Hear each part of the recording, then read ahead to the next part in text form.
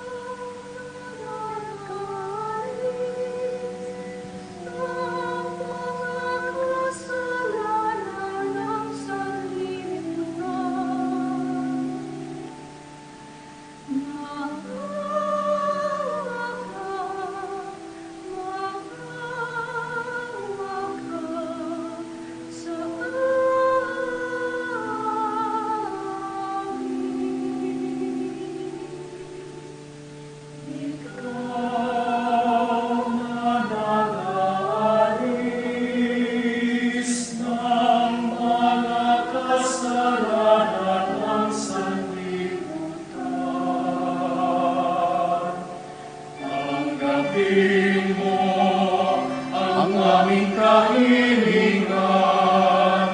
Tanggapin mo ang aming kahilingan. Ikaw na naluluklok sa kanan ng Ama. Maawa ka sa amin. Sapagkat ikaw lamang ang banal at katas-kasan, ikaw lamang Jesucristo, ang Panginoon. Kasama ng Espiritu Santo sa kadakilaan ng Diyos Ama. Amen. Ng Diyos Ama.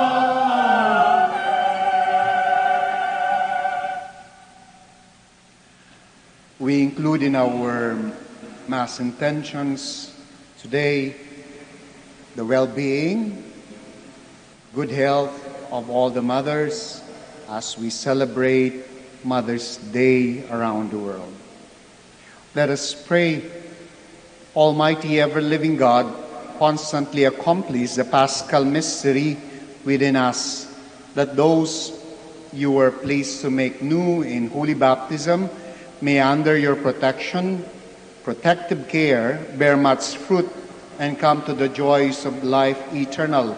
Through our Lord Jesus Christ, your Son, who lives and reigns with you in the unity of the Holy Spirit, one God, forever and ever. Amen. Please be seated. Inspired by the Spirit, the young community of believers in Jerusalem grows in number in organization. 7 men are selected as deacons to assist the apostles. A reading from the Acts of the Apostles. As the number of disciples continued to grow, the Hellenists complained against the Hebrews because their widows were being neglected in the daily distribution. So the 12 called together the community of the disciples and said, "It is not right for us to neglect the word of God to serve at table. Brothers, select from among you 7 reputable men, filled with the Spirit and wisdom, whom we shall appoint to this task, whereas we shall devote ourselves to prayer and to the ministry of the word." The proposal was acceptable to the whole community, so they chose Stephen, a man filled with faith and the Holy Spirit, also Philip, Prochorus, Nicanor, Timon, Parmenas, and Nicholas of Antioch, a convert to Judaism. They presented these men to the apostles, who prayed and laid hands on them. The word of God continued to spread, and the number of the disciples in Jerusalem increased greatly. Even a large group of priests were becoming obedient to the faith. The word of the Lord. Thanks be to God. Lord, let your mercy be on us as we place our trust in you. Lord, let your mercy be on us as we place our trust in you. Exalt you just in the Lord. Praise from the upright is fitting. Give thanks to the Lord on the harp. With a 10-string lyre chant his praises. Lord, let your mercy be on us as we place our trust in you. Upright is the word of the Lord, and all his works are trustworthy. He loves justice and right. Of the kindness of the Lord, the earth is full. Lord, let your mercy be on us as we place our trust in you. See, the eyes of the Lord are upon those who fear him, upon those who hope for his kindness, to deliver them from death and preserve them in spite of famine. Lord, let your mercy be on us as we place our trust in you. Christian believers are like living stones which make up the holy temple of God. This is grace as well as responsibility. A reading from the first letter of St. Peter. Beloved, come to him, a living stone, rejected by human beings, but chosen and precious in the sight of God. And like living stones, let yourselves be built into a spiritual house, to be a holy priesthood, to offer spiritual sacrifices acceptable to God through Jesus Christ. For it says in Scripture, behold, I am laying a stone in Zion, a cornerstone, chosen and precious, and whoever believes in it shall not be put to shame. Therefore, its value is for you who have faith. But for those without faith, the stone that the builders rejected has become the cornerstone, a stone that will make people stumble, and a rock that will make them fall. They stumble by disobeying the word, as is their destiny.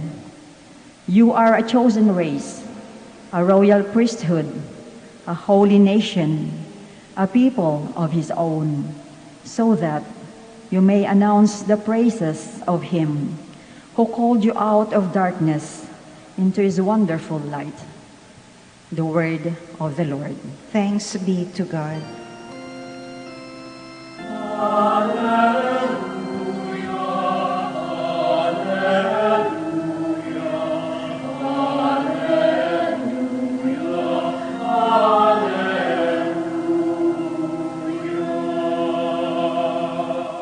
I am the way, the truth, and the life, says the Lord. No one comes to the Father except through me.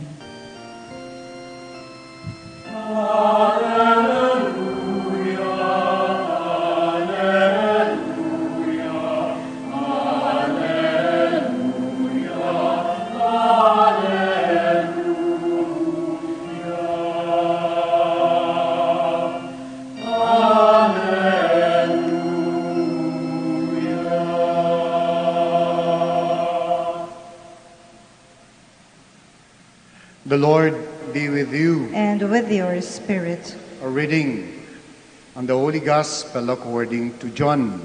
Glory to you, O Lord. Jesus said to his disciples, do not let your hearts be troubled. You have faith in God, have faith also in me. In my Father's house there are many dwelling places. If there were not, would I have told you that I am going to prepare a place for you?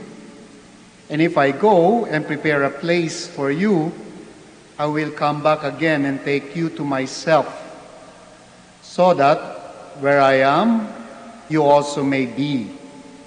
Where I am going, you know the way.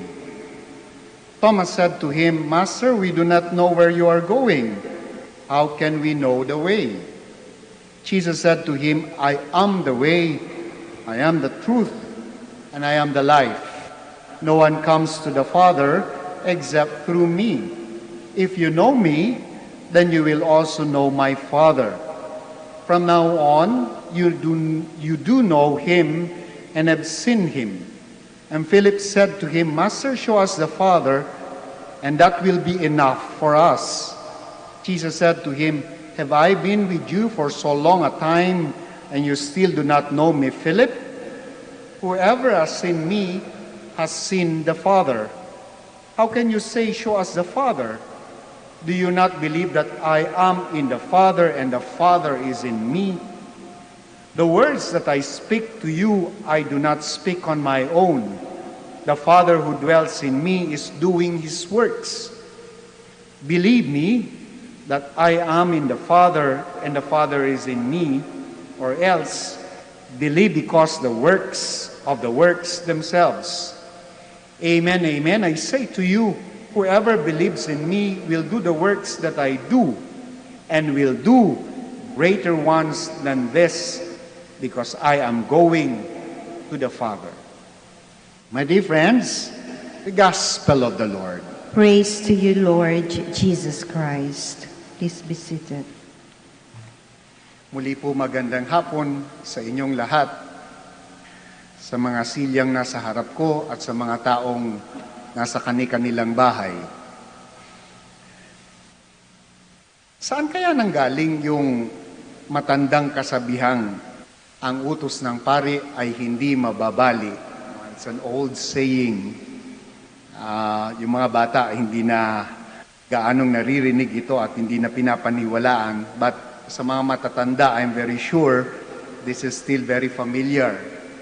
I am just wondering kung saan nga ito nanggaling sapagkat dito sa binasa nating Ebanghelyo or dito sa mga pagbasa natin, particular the first and second reading, it appears that the decision-making in the early Christian church ay hindi lang nakaluklok sa iisang tao, kundi yung pagdidesisyon sa mga bagay-bagay na mahalaga ay isang collaborative way of deciding at hindi lang nanggagaling sa iisa. In our readings today, my dear brothers and sisters, we again have a clear glimpse of how early church grew, kung paano ito lumago, kung paano nila pinag-usapan yung mga issue na hinaharap nila sa pagdami ng mga tao, sa pagdami ng mga sumusunod kay Kristo, kung paano nila binibigyan ng solusyon yung mga problema, paano nga ba yung proseso? In the first reading, when a particular group complained that sila ay napapabayaan na ng mga apostoles at ng mga disipulo ng ating Panginoon because of the growing needs, hindi na nabibigyan ng atensyon, the apostles did not simply sleep on this issue.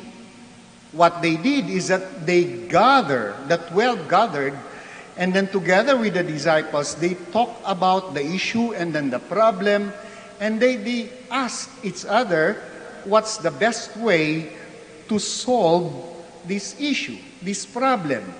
At ang ganda ng kanilang naging solusyon sapagkat yung kanilang naging solusyon ay hindi nila sinabi na sila lang ang makakasolve nung problema na yon.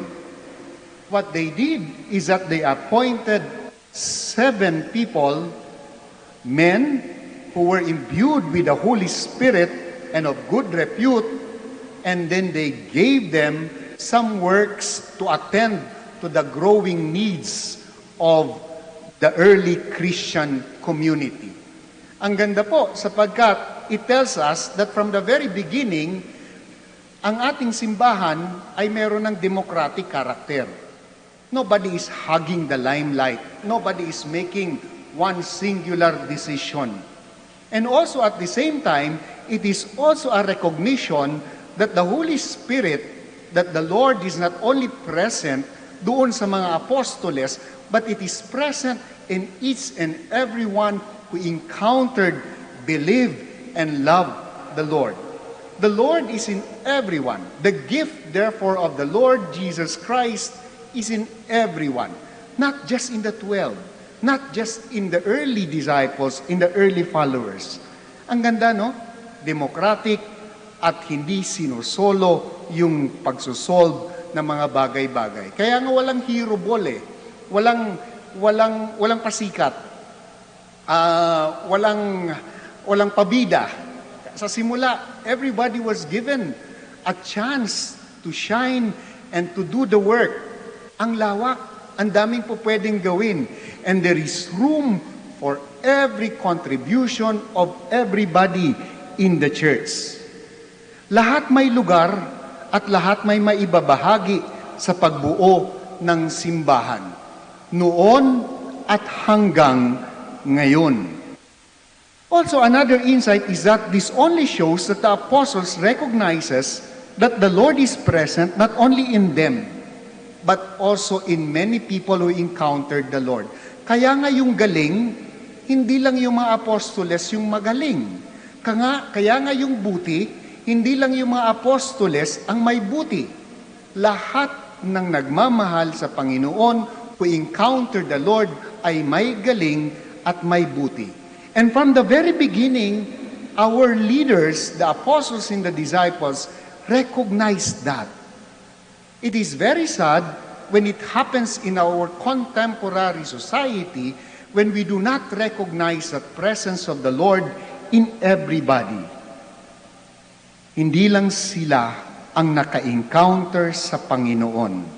Kaya nga ang ganda sapagkat the Lord in the Gospel said, they too will perform same great works and even greater. And even greater. You know, my dear brothers and sisters, when I read this Gospel and then the readings, I was reminded again of the time when we were still about to be ordained. So nagpa-practice ng pagmimisa.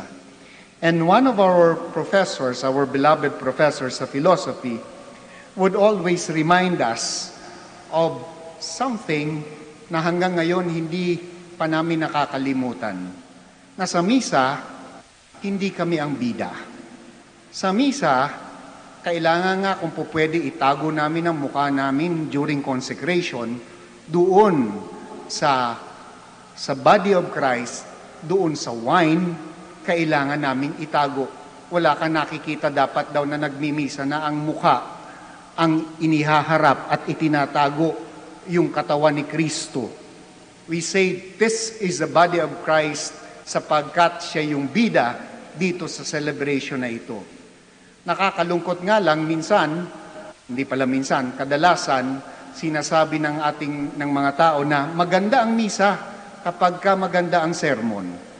Maganda ang misa kapag ka may sense yung sermon. Totoo po, when the homily is inspiring, it can provide a deeper inspiration to the mass goers. Totoo nga naman, minsan boring ang homily namin at nakakatulog kayo. But sometimes we miss the point. It's not the homily. It is the celebration. Hindi yung pari yung bida. Ang Panginoon ang bida sa celebration. Medyo scary kapag ka ito na yung nagiging pangyayari at kalakaran. Because we forget that the center of the Mass is not the homily, but the Eucharist. The center of the Mass is not the priest, but the Lord. Kaya sa consecration, we should hide our face behind the body and blood of the Lord. In the Gospel, we preach Jesus as the way, the truth, and the life. And no one else, and nothing else. Nothing else matter except Jesus, the way, the truth, and the life. So there is something wrong when we begin to think that the only one, for example, who can manage a shrine, who can manage a parish well, is a priest. It is very humbling. PCP 2 tells us that the running, the management, the organization of the parishes, the schools, and the community ay hindi lang trabaho ng iisang tao, kundi ng lahat. Remember, in the first reading, the apostles called for a meeting and talked about the bagay-bagay sa loob ng simbahan. Collaborative. We share sapagkat we are not the only one who encountered the Lord. We are not the only one who received inspiration from the Lord. At isa pa, practical thing, mas madali ang anumang gawain kapag ka ito ay collaboratively done. Diba? Bakit mo papasanin yung isang krus, yung isang trabaho na po pwede namang 10 ang pumasan? Collaboratively done is a recognizing that the Lord, the gift that comes from the Lord is in everyone and not just in me. Case in point, noong pong Holy Week, the parishioners here at the Minor Basilica of Our Lady of the Rosary of Manaoag ay nalungkot sapagkat sabi nila sa kauna-unahang pagkakataon, mukhang walang salubong na mangyayari. At nung tinanong ako, sabi ko, walang salubong. May ECQ, wala talagang salubong. But somebody from my community thought of a very innovative way. Ang ginawa, ang suggestion niya is that yung mga tao sa kanilang barangay ay ilabas yung mga imahen ng Our Lady of the Rosary of Manaoag o anumang imahen ni Mama Mary at lagyan ng talukbong na itim. And then during the salubong time, sinakay namin ang resurrected Christ, image of Christ, sa tatlong pickup. At tigta-3 oras ang bawat sasakyan na yon na ginalugad yung mga baryo dito sa Manaoag. And the instruction is very simple. Pagdaan ng resurrected Christ, ang gagawin ng mga tao ay tatanggalin yung talukbong ng mahal na ina and presto, that is already the salubong. And it was even more meaningful because it was a personal salubong. It was even meaningful because the salubong happened in front of the families and the community. Hindi lang yung andi dito sa loob ng simbahan, but in their own communities. Ang ganda po ng response ng mga tao sapagkat nakakatuwa nga po kasi ang instruction lang namin ay ilabas yung imahe ng mahal na ina. Pero ang ginawa nila, linabas lahat ng imahe. Andoon si San Juan, andoon yung Santo Niño, andoon si San Jose, lahat sila nagsalubong. Kaya nga hindi lang naging salubong ni Maria at ng kanyang anak, kundi yung salubong ng lahat ng santo sa kanilang pamilya. It's something that is very beautiful. And towards the end of the day, I was so happy, but also at the same time, sabi ko, hindi ko naisip yun ah. If I did not listen to one member of the community, if I became insecure of that suggestion from that member of the community, walang magandang salubong na mangyayari. The gospel reminds us that Jesus is the way, Jesus is the truth, and Jesus is the life. And it is not only encountered by priests, by religious. It was not only an encounter with the apostles and the disciples. It was an encounter between Jesus and everyone who loves Him. So my dear friends, the challenge to all of us, Christians, is to recognize that everybody can contribute in building the church. Please stand. Altogether, we all profess our faith. I believe in God, the Father Almighty, Creator of heaven and earth, and in Jesus Christ, His only Son, our Lord, who was conceived by the Holy Spirit, born of the Virgin Mary, suffered under Pontius Pilate, was crucified, died, and was buried. He descended into hell. On the third day, He rose again from the dead. He ascended into heaven, and is seated at the right hand of God, the Father Almighty. From there He will come to judge the living and the dead. I believe in the Holy Spirit, the Holy Catholic Church, the communion of saints, the forgiveness of sins, the resurrection of the body, and life everlasting. Amen. Let us bring before the Father the needs of the universal church, our community, and the world. We trust that God will listen to us because we pray in Jesus' name. Let us pray. Lord, hear our prayer. Lord, hear our prayer. For the Holy Father Francis, our bishops, priests, and deacons, may they not tire of presenting Christ as the one mediator between God and humankind, who alone leads us to the Father. We pray. Lord, hear our prayer.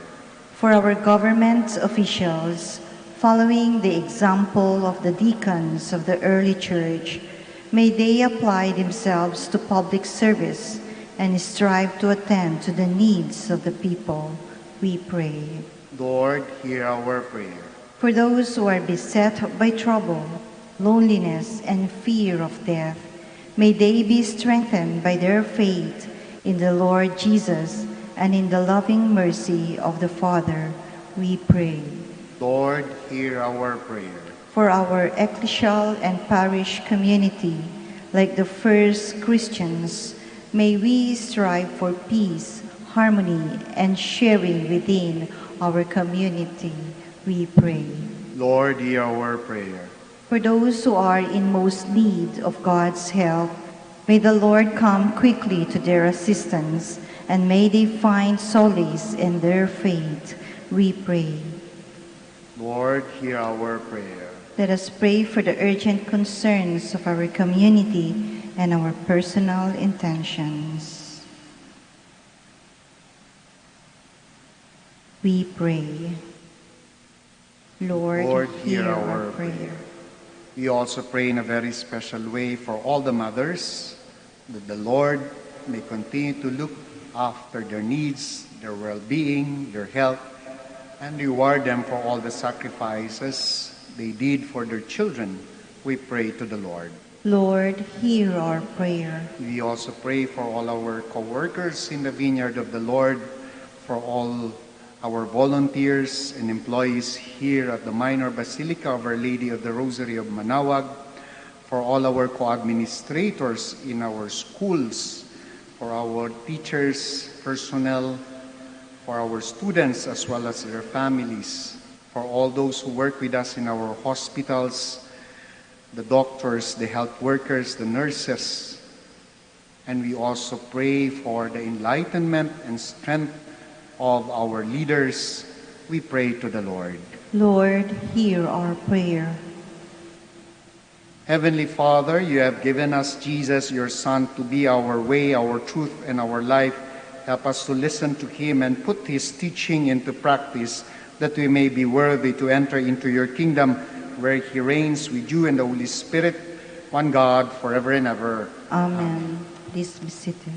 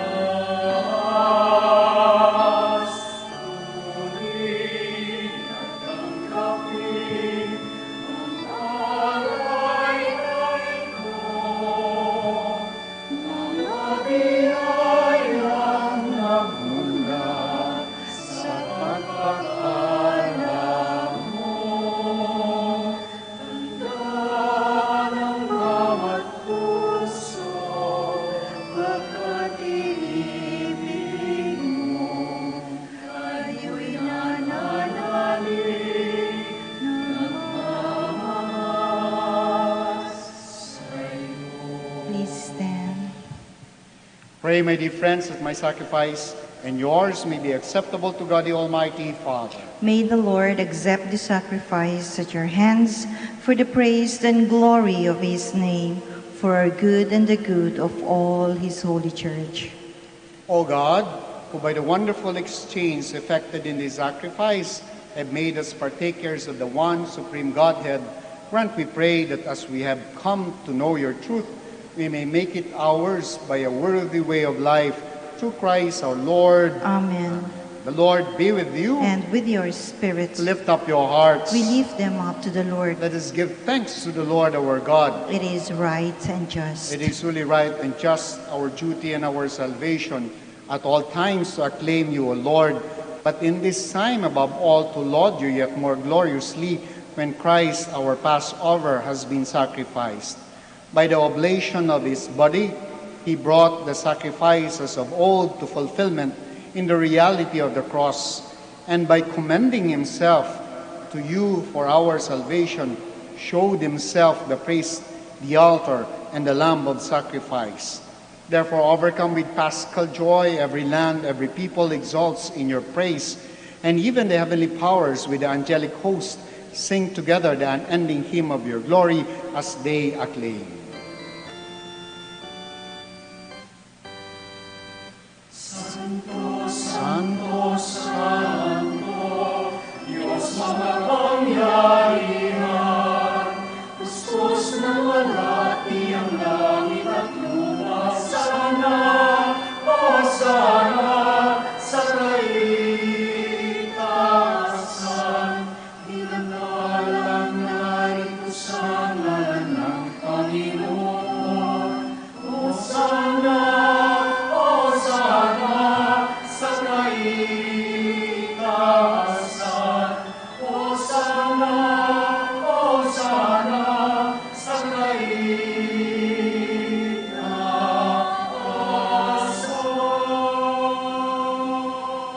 Please kneel. You are indeed holy, O Lord, the fount of all holiness. Make holy therefore these gifts, we pray, by sending down your Spirit upon them like the dewfall, so that they may become for us the body and blood of our Lord Jesus Christ. At the time he was betrayed and entered willingly into his passion, he took bread and giving thanks, broke it and gave it to his disciples, saying, Take this, all of you, and eat of it, for this is my body, which will be given up for you.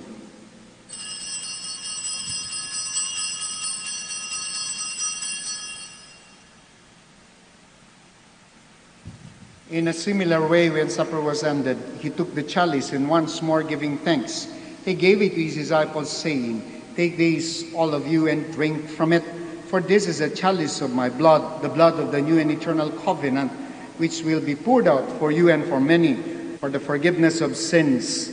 Do this in memory of me.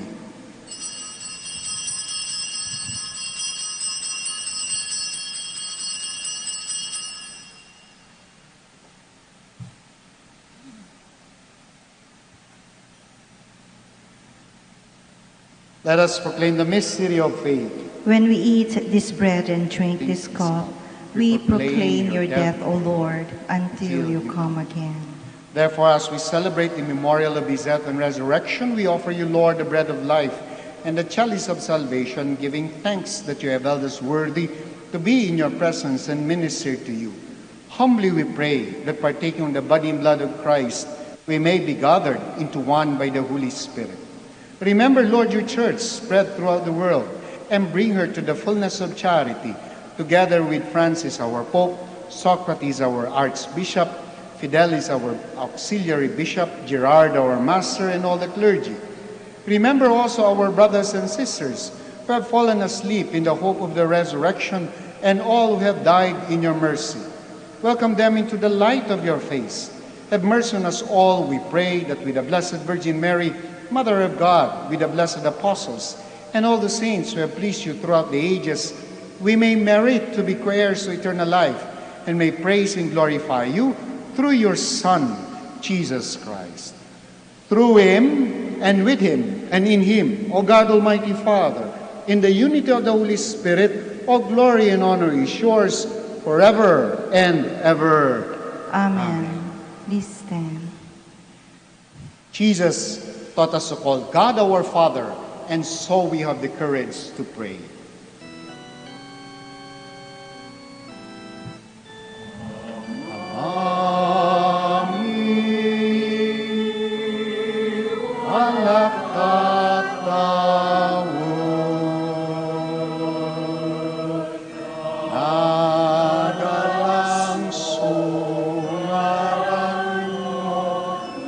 Sabit si kami panarian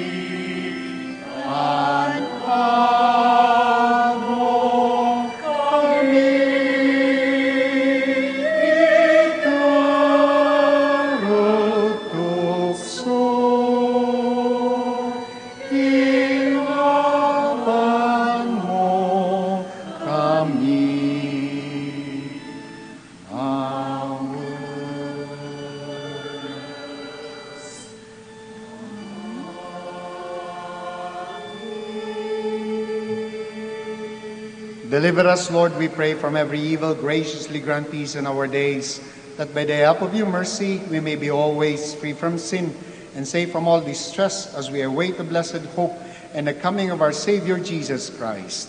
For the kingdom, the power, and the glory are yours, now and forever. Lord Jesus Christ, who said to the apostles, "Peace I leave you, my peace I give you," look not on our sins, but on the faith of your church, and graciously grant our peace and unity in accordance with your will, who live and reign forever and ever. Amen. The peace of the Lord be with you always. And with your spirit. We offer to one another the sign of Christ's peace. Peace be with you. all. Peace be with you.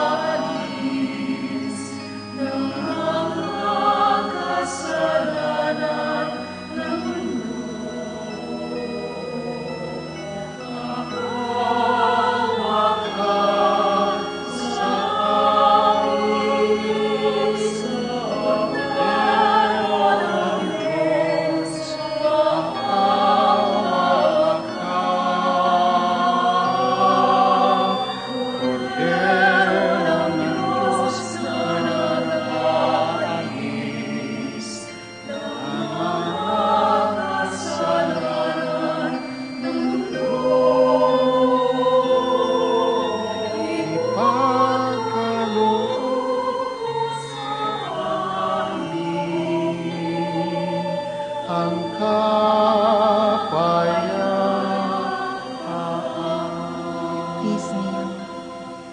My dear friends, my dear brothers and sisters, behold our Lord Jesus Christ, our healer, the Lamb of God. Behold him who takes away the sins of the world. Blessed are those called to the supper of the Lamb. Lord, I am not worthy that you should enter under my roof, but only say the word, and my soul shall be healed.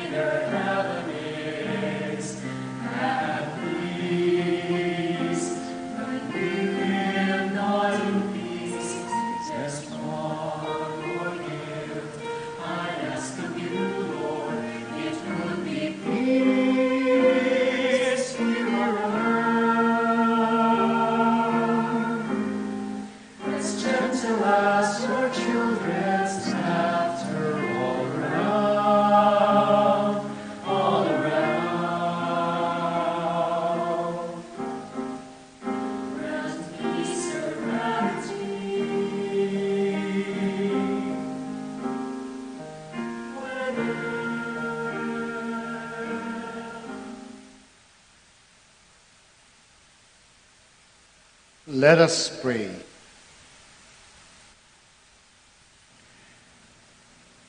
Graciously be present to your people, we pray, O Lord, and lead those you have imbued with heavenly mysteries to pass from the former ways to newness of life through Christ our Lord. Amen. Amen. Let us now pray the Oratio Imperata. God our Father, we come to you in our need to ask your protection against the COVID-19 that has claimed lives and has affected many. We pray for your grace for the people tasked with studying the nature and cause of this virus and its disease, and of stemming the tide of its transmission.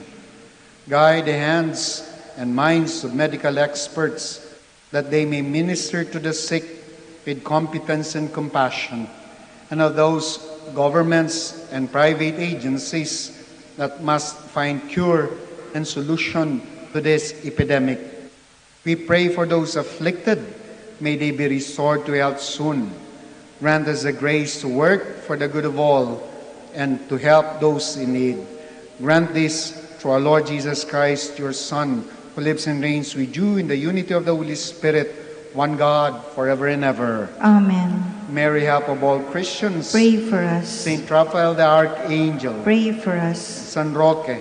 Pray for us. San Lorenzo Ruiz. Pray for us. San Pedro Calungsod. Pray for us. Before I give the final blessing, maraming salamat po sa pakikiisa ninyo sa banal na misa dito sa Minor Basilica of Our Lady of the Rosary of Manaoag. Kaninang umaga po, when I was going around, I saw many people outside of the gate, and it's very saddening to see them there, and we cannot accommodate them here because of the law. And may pag-asa na malapit nang malift yung ordinance against religious gathering. At pagka na-lift po yun, naghahanda na rin po kami dito sa Minor Basilica of Our Lady of the Rosary of Manaoag. Pinapauna na po namin sa inyo na magbabago ho talaga yung paraan ng organization natin dito sa loob ng misa. Halimbawa na lang, yung may numbers lang tayo na susundin kung sino yung makakapasok sa bawat misa to observe social distancing. At isa pang ay yung pagsusuot ng face mask sa mga lahat na nga-attend ng celebration. At meron pa rin po yung mga dispenser namin dyan ng mga sanitizers. Itong tatlong ito ang mga prinsipyo na susundin natin dito sa Minor Basilica of Our Lady of the Rosary of Manaoag. Marami pa rin pong detalye ang pinag-uusapan po namin, and that's why we're going to ask you to visit our website. Kapag ka natapos na po namin, yung mga instruction po ay nakalagay doon sa website na www.manaoagbasilica.org. We're going to definitely ensure the health and safety ng aming mga pilgrims and parishioners dito sa Minor Basilica of Our Lady of the Rosary of Manaoag. My dear friends, we keep on praying for each other. The Lord be with you. And with your spirit. Now bow down for the blessing. May your receive your whole Almighty God, the Father, the Son, and the Holy Spirit come down on you and remain with you forever. Amen. The Mass is ended. Go in peace to love and serve the Lord through one another. Thanks be to God. We shall now say the prayer for the blessing of the sick and also the prayer for the blessing of religious articles.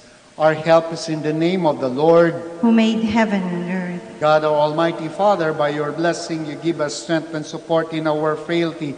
Turn with kindness toward our sick brothers and sisters. Free them from all illness and restore them to good health through the intercession of Our Lady of the Rosary of Manaoag, so that in the sure knowledge of your goodness, we will gratefully bless your holy name. We ask this through Christ our Lord. Amen. Para naman sa inyong religious articles, we pray, in memory of the mysteries of the life, death, and resurrection of our Lord Jesus Christ, and to the honor and glory of the Blessed Virgin Mary, Mother of Christ and Mother of the Church, Our Lady of the Rosary of Manaoag, may your religious articles be blessed and made holy. In the name of the Father, the Son, the Holy Spirit. Amen. Amen. Maraming salamat po.